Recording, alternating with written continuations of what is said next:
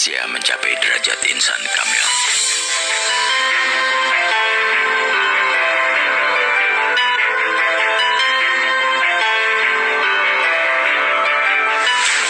Menurut Syekh Siti Jenar, insan kamil atau manusia sempurna adalah mereka yang telah memiliki upaya terus-menerus bagi peningkatan dan pembersihan dirinya, yaitu mereka yang telah mampu memisahkan dan melepaskan dirinya dari hal-hal keduniaan karena memasuki wilayah kemanunggalan, walaupun dalam interaksi fisik kemanusiaan tidak terlepas sama sekali.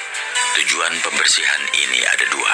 Pertama, untuk mencapai sifat-sifat Allah, yaitu bersifat dengan sifat-sifatnya yang mulia. Tataran ini mengantarkan pelakunya pada jumbuhing kawula Gusti. Kedua, mencapai zat Allah, yaitu mengenalnya melalui ma'rifat dan hakikat yang mengantarkan pelakunya kepada pamoring kawula Gusti. Pembersihan diri untuk mencapai sifat Allah memerlukan suatu ajaran yang dapat menunjukkan proses pembersihan cermin hati, yaitu dengan cara melaksanakan zikir dan wirid, terutama tentang asma Allah. Pengertian zikir dan wirid dalam konteks ini sangat luas. Tidak hanya sekedar zikir dan wirid dengan bacaan-bacaan tertentu. Dalam hal ini, zikir dan wirid merupakan lelaku rohani yang memasukkan unsur meditasi sebagai bagian terpenting dari ritual rohani tersebut. Sehingga penyebutan zikir dan wirid otomatis juga memasukkan meditasi di dalamnya. Lelaku zikir adalah kunci untuk membuka pintu hati, dan apabila pintu hati telah terbuka, muncullah dari dalamnya pikiran-pikiran yang arif untuk membuka mata hati. Ketika hati telah terbuka, maka akan nampak dan masuklah sifat-sifat Allah melalui mata hati itu, menggugah ketenggelaman ruh al-hidafi. Kemudian mata hati akan melihat refleksi kasih sayang, kelembutan, keindahan, kebaikan, dan kesempurnaan Allah dalam cermin hati yang bersih dan berkilauan. Al-Mir'u al-Hayai, zikir akan mengantarnya kepada nur Allah, sedangkan seorang mukmin akan melihat dengan nur Allah. Dengan daya pancar nur Allah itulah seorang mukmin akan menjadi cermin bagi mukmin lainnya. Orang yang berilmu membuat bayangan, tetapi orang arif mengkilaukan cermin hati yang di dalamnya terdapat bayangan hakikat. Apabila mata hati itu bersih, berkilauan dan suci, muncullah dalam cermin itu berbagai rahasia Allah berupa hakikat yang dicurahkan kepada hati yang bersih, berkilauan dan suci. Apabila cermin hati telah sempurna karena selalu dibersihkan dengan zikrullah hingga berkilauan, pemilik hati itu akan sampai kepada sifat-sifat ketuhanan dan mengenal sifat-sifat itu. Hal ini hanya mungkin terjadi bila cermin hati kita telah bersih, berkilau. Sedangkan pembersihan untuk mencapai zat ketuhanan dapat dilakukan dengan cara berzikir dan berkonsentrasi terhadap kalimat tauhid atau kalimat syahadat. Dan ini berarti kata kunci zikir dan wiridnya adalah tentang asma Allah.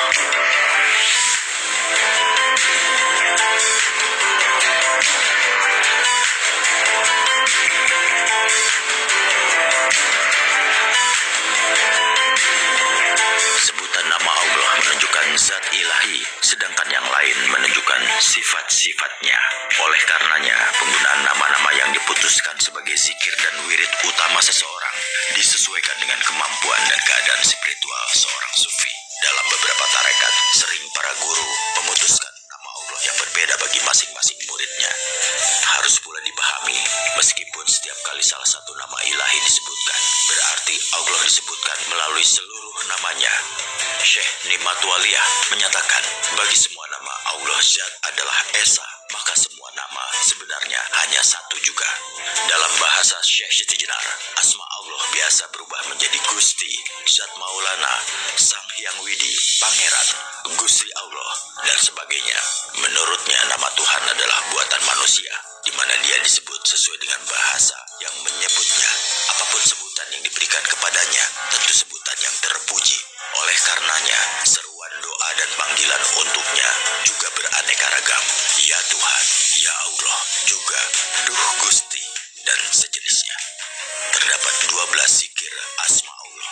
3 diantaranya adalah nama, keesaan, tauhid, dan Allah yang sangat utama dan sering digunakan dalam berbagai tarekat. Yang pertama, La ilaha illallah, tidak ada Tuhan selain Allah. Yang kedua, Ya Allah, nama zat Allah. Yang ketiga, Yahuwa, nama Allah yang tanzih. Yang keempat, Al-Haq yang hakiki. Yang kelima, Al-Hay yang hidup.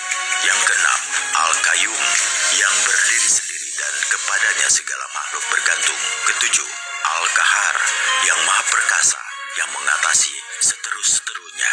Yang kedelapan, Al-Wahhab yang memberikan tanpa permintaan atau dituntut. Yang kesembilan, Al-Fatah yang membuka. Kesepuluh, Al-Wahid yang satu. 11. Al-Ahad yang Esa. Yang ke-12 Al-Samad yang kepadanya segala sesuatu bergantung. 7 asma paling awal kadang juga disebut sebagai Al-Asma Al-Ilahi yang mengacu pada 7 petala langit atau Sab, Sama, dan cahaya-cahaya ilahi, Anwar ilahi. Hendaknya nama-nama tersebut disikirkan dengan hati sejalan dengan tujuan utama zikirnya, yaitu mengingatkan diri tentang kebesaran dan kemahaagungan Allah serta menggambarkan arti nama-nama dan sifat-sifat yang ada dalam zikir. Peran hati pun akan menjadi dominan.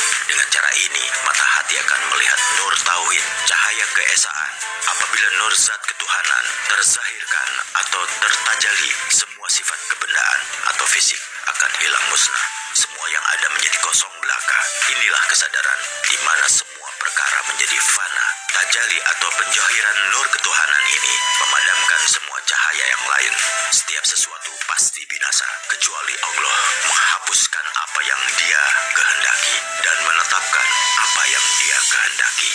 Ketika semua telah lenyap, yaitu fana di hadirat Allah, yang tertinggal hanya ruh suci, ruh Al-Qudus. Ia melihat dengan nur Allah, ia melihat Allah, Allah melihat dia, ia melihat dengan Allah, ia melihat dalam Allah, ia melihat untuk Allah. Tidak ada bayangan dan tidak ada yang menyerupai Allah.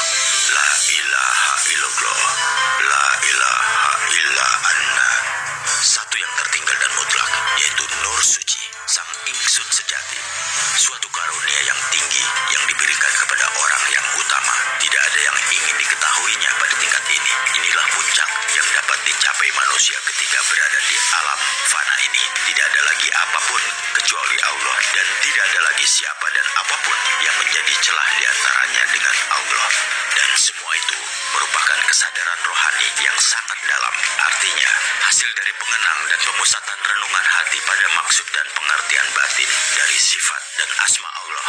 Dalam dirinya kini hanya tinggal kebaikan yang dipenuhi kesyukuran serta ketinggian himah terhadap Allah. Bahkan terhadap kenikmatan pun ia menjadi lupa karena sudah terlalu asyik dengan Allah. Dia juga tidak ingat lagi dengan segala bahaya dan bencana karena sibuk dengan Allah. Ma'iyatullah, dan pada dirinya lah terletak banyak karomah yang setiap saat dapat muncul anugerah Allah kepadanya. Itulah keadaan sang insan kamil, aulia Allah.